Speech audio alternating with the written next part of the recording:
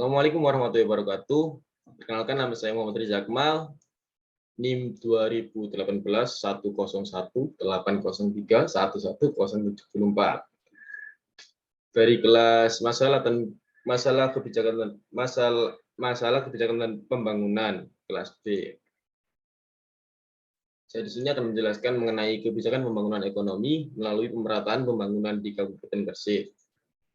Yang pertama ada pendahuluan. Kebijakan perencanaan pembangunan merupakan proses yang direncanakan untuk menuju ke perubahan yang lebih baik.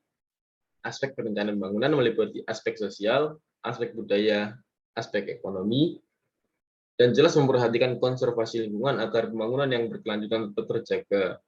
Selain itu juga perencanaan pembangunan mengoptimalkan potensi sumber daya untuk bisa memberikan kebermanfaatan yang lebih baik bagi masyarakat dan lingkungan.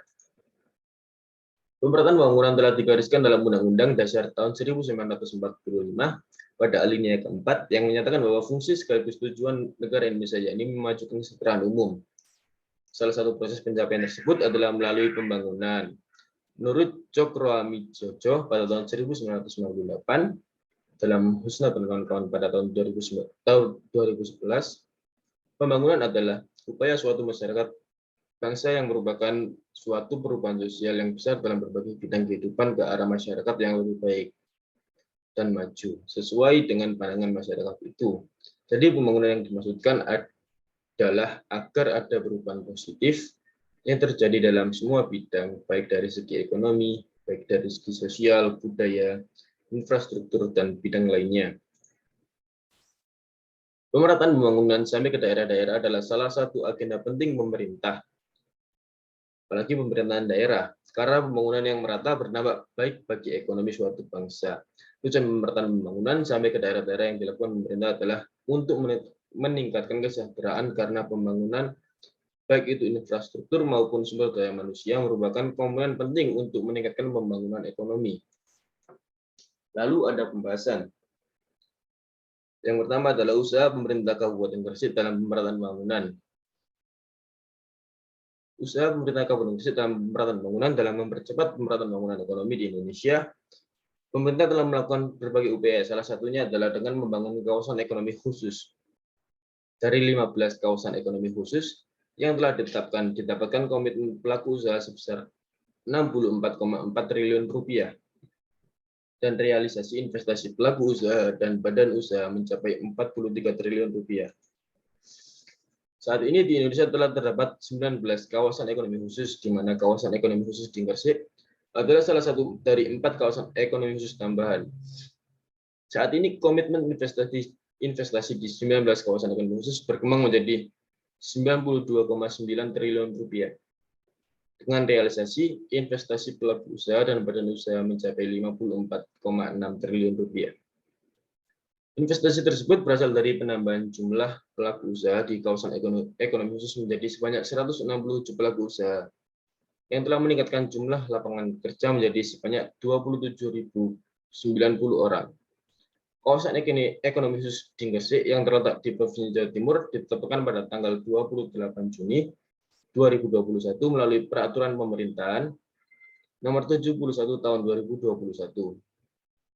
Kawasan ekonomi khusus ini memiliki lahan luas totalnya sebesar 2.167 hektar dengan target nilai investasi dalam 5 tahun pertama sebesar 71 triliun rupiah. Adapun upaya yang dilakukan oleh pemerintahan Kabupaten Gresik untuk mencapai pemerataan pembangunan, antara lain, yang pertama ada percepatan pembangunan secara optimal. Pembangunan secara optimal yang dimaksud ialah mendorong percepatan pembangunan dan pertumbuhan wilayah strategis yang selama ini masih belum berkembang. Lalu yang kedua, fokus pembangunan wilayah tertinggal dan terpencil. Fokus pembangunan wilayah tertinggal dan terpencil ini bisa dilakukan meningkatkan keberpihakan pemerintah untuk mengembangkan wilayah yang tertinggal dan terpencil, salah satunya dengan kegiatan mengirim para sarjanawan muda untuk memberi pengajaran di desa-desa tertinggal dan terpencil. Lalu yang ketiga ada meningkatkan keterkaitan kegiatan ekonomi.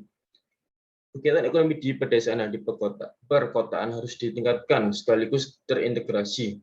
Karena untuk memudahkan proses produksi, proses distribusi, hingga sampai ke tangan masyarakat. Semakin mudah kegiatan ekonomi antar desa dan di kota, maka laju pertumbuhan ekonomi juga akan semakin membaik. Lalu ada mengoperasionalkan rencana tata ruang. Supaya pembangunan bisa merata, harus melihat kembali ke hierarki perencanaan sebagai acuan koordinasi dan sinkronisasi pembangunan antar sektor dan antar wilayah. Lalu yang kelima ada pemerataan pemenuhan kebutuhan pokok rakyat. Oleh sebab itu, pemerintah sangat berkomitmen untuk memberikan perhatian besar dan memberikan prioritas utama untuk menjaga pemenuhan kebutuhan pokok masyarakat dan meningkatkan daya beli masyarakat di lapisan bawah. Lalu yang keenam ada pemerataan kesempatan memperoleh pendidikan dan pelayanan kesehatan. Lalu yang ketujuh ada pemerataan kesempatan kerja. Kebanyakan pekerjaan itu terdapat di daerah perkotaan, misalnya menjadi pegawai pabrik, lalu kerja di restoran, mal, dan lain sebagainya. Banyak orang dari desa pergi ke kota untuk mencari pekerjaan. Mereka beranggapan bahwa di kota mudah mencari pekerjaan. Hal tersebut yang menyebabkan ekonomi yang tidak merata. Lalu ada konsep pemerataan pembangunan. Konsep pemerataan pembangunan daerah merupakan upaya yang dilakukan oleh pemerintah daerah untuk mengembangkan berbagai sarana dan prasarana yang dibutuhkan masyarakat, melakukan pemerataan fasilitas umum dan sosial, serta pengembangan pembangunan perdesaan dalam upaya untuk peningkatan derajat kehidupan masyarakat secara menyeluruh. Pembangunan perkotaan dan pembangunan perdesaan harus diusahakan sekuat tenaga agar tidak saling merugikan, melainkan justru harus saling mendukung dan saling memperkuat sehingga terciptanya pemerataan pembangunan daerah yang dapat dinikmati secara luas oleh masyarakat. Penduduk pedesaan yang cukup besar jumlahnya adalah pasar yang potensial untuk produk yang dihasilkan oleh kawasan perkotaan. Sebaliknya, pedesaan juga menyediakan input bagi sektor produksi dan konsumsi perkotaan. Daerah perkotaan merupakan sumber barang dan jasa untuk kepentingan produksi di daerah pedesaan. Perkotaan merupakan sumber inovasi dan teknologi yang dapat meningkatkan produktivitas masyarakat pedesaan. Lalu ada kondisi makroekonomi pada Kabupaten Gresik. Kualitas tata kelola pemerintahan menentukan efektivitas kapasitas negara untuk mengelola guncangan pandemi dan memberikan bantuan kepada warga negara, yang dijelaskan oleh Kaufman, Gray, dan Mas Burasi pada tahun 2019, Chua Loiza dan Meires pada tahun 2020. Banyak negara-negara berkembang menderita korupsi, kurangnya transparansi, dan akuntabilitas, kompetensi birokrasi yang rendah, dan sistem regulasi yang berbelit. Menghadapi pada tantangan pandemi COVID-19 seperti ini, pemerintah negara berkembang berpotensi mengalami kesulitan untuk melakukan langkah-langkah yang kompleks untuk mengatasi krisis dan lebih mengandalkan kebijakan bantuan darurat serta pemulihan langsung. Pemerintah Kabupaten Gresik telah menetapkan beberapa indikator makroekonomi dan sosial sebagai dasar evaluasi penyelenggaraan pemerintahan daerah, yaitu yang pertama adalah produk domestik regional bruto atau PDRB-nya, lalu ada pertumbuhan ekonomi, lalu inflasi, kemiskinan, ketenagakerjaan, dan indeks pembangunan manusia atau IPM. Di sini ada data indikator kemiskinan Kabupaten Gresik pada tahun 2014 sampai tahun 2019. Indikator kemiskinan Kabupaten Gresik yang pertama ada penduduk miskin. Dalam angka ribuan, pada tahun 2014 ada 166,90. Lalu pada tahun 2015 ada 170,76. Pada tahun 2016, 167,12. Lalu pada tahun 2017 ada 164,08. Lalu pada tahun 2018 ada 154,02. Pada tahun 2019 ada 148,61. Lalu indikator yang kedua ada persentase penduduk kemiskinan, persentase penduduk miskin. Pada tahun 2014 ada 13,41%. Lalu pada tahun 2015 ada 13,63%. Pada tahun 2016 ada 13,19%.